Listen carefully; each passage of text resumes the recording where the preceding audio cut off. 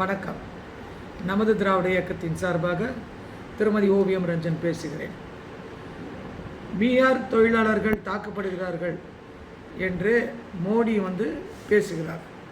பிரதமர் மோடி அவர்கள் இந்த வார்த்தையை பேசினதற்கு அவர் மன்னிப்பு கேட்க வேண்டும்.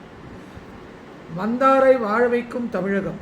யார் வந்தாலுமே தமிழ்நாட்டுக்கு அவர்களுக்கு நாங்கள் எல்லாவித அன்பு, பாசம், உணவு, உடை, பணி எல்லாவற்றையும் வேலைவாய்ப்பு அனைத்தும் கொடுக்கவும் தான் நம்புகிறோம். ஒரு தொழிலாளர்களாவது துன்புறுத்தப்படுகிறார்கள் என்று அவர் காட்டணும். என் வீட்டிலேயே கிட்டத்தட்ட 3 தொழிலாளர்கள் வேலை செய்கிறாங்க. அவங்களுக்கு உண்டான இடவசதிகள், அவங்களுக்கு உண்டான பண வசதி, அவங்களுக்கு உண்டான வேலைவாய்ப்பு இத்தனையும் நாங்கள் கொடுத்துட்ருக்கோம். அது எப்படி இந்த மாதிரி தவறான ஒரு பொய்யை பிரதமர் மோடி அவர்கள் பேசுகிறார், பிரதமராக இருந்து பேசுகிறார்.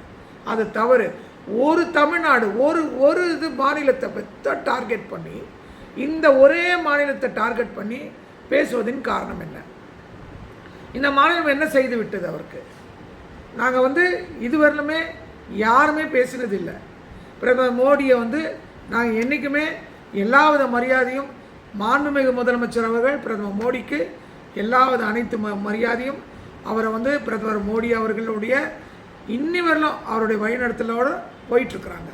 இதுவரை எந்த எதிர்ப்புமே தெரிவித்ததில்லை. ஆனால் தமிழ்நாட்டில் இந்த மாதிரி நடக்குதுன்னு தவறான ஒரு பொய்யை பேசினது மிகவும் வருந்தத்தக்கது. நாங்கள் இன்றைக்கி எல்லாருமே வருத்தப்படுறோம். தமிழ்நாட்டில் இருக்கிற அனைத்து தரப்பட்ட மக்களும் ஒன்றாக கூடி இது இல்லை, இந்த பொய்யை இவர் இந்த வார்த்தையை அவர் திரும்ப பெறணும் அப்படின்னு நாங்கள் கேட்குறோம். அதே போல் இன்றைய மாலை மலரில் கூட நான் பார்த்தேன். அதாவது ஊழலை மறைக்கவே திமுக வாக்காளர் திருத்தத்துக்கு எதிர்ப்பு தெரிவிக்கிறது. இது முட்டாள்தனமான பேச்சு. திரு எல் முருகன் அவர்கள் பேசுவது சரியில்லை.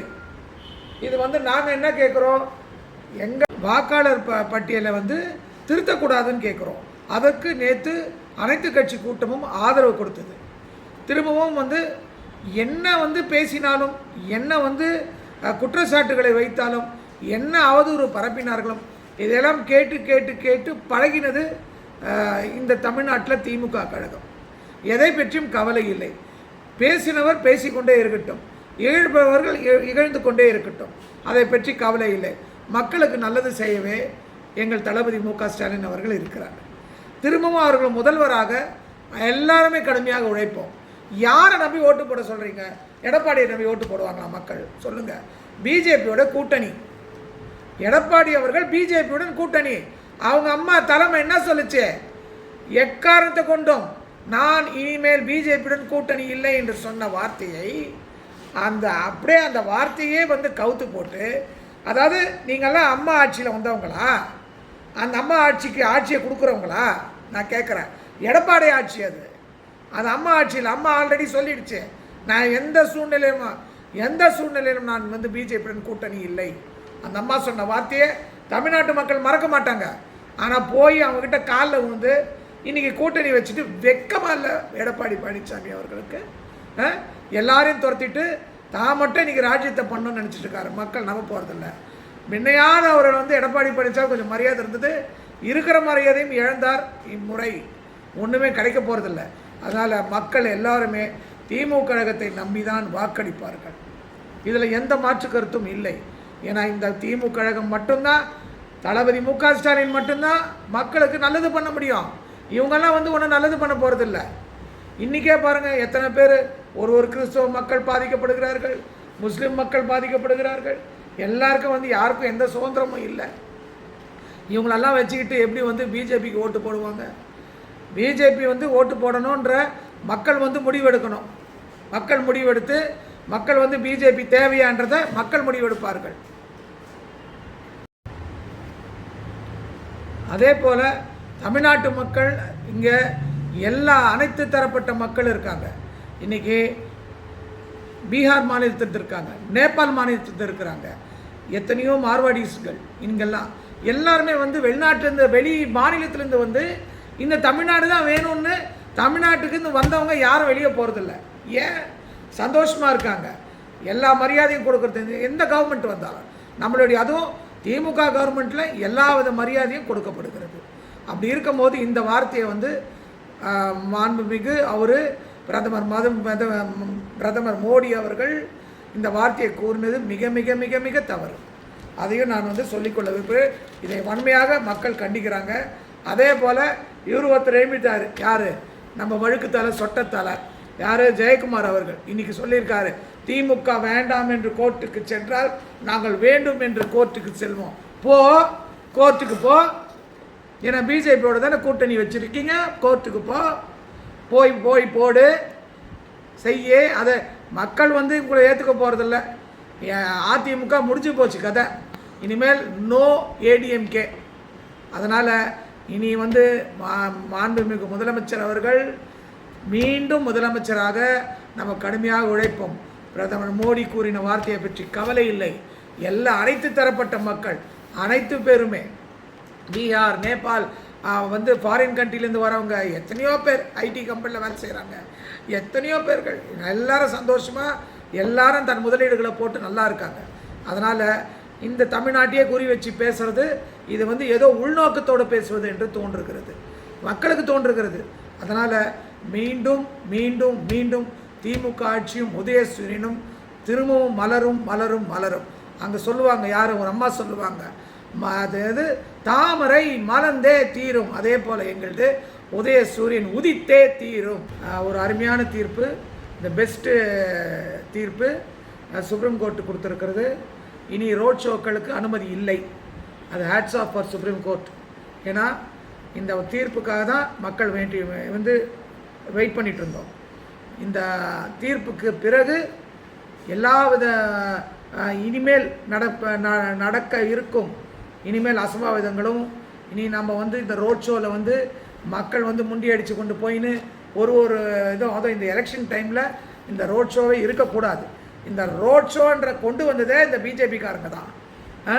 மோடியோடைய ரோட் ஷோ நடந்தது, எப்போ பார்த்தாலும் ரோட் ஷோ. இந்த ரோட் ஷோவை பார்த்தா இந்த விஜயம் வந்து கற்றுக்கிட்டு ரோட் ஷோ பெரிய இவர் வந்து விஜய் என்ன பெருசாக கிழிச்சிட போகிறார் ரோட் ஷோவில் போயிட்டு. மக்கள் 41 உயிர்கள் இந்த ரோட் ஷோனால் இழந்தது தான். 41 உயிர் போச்சு.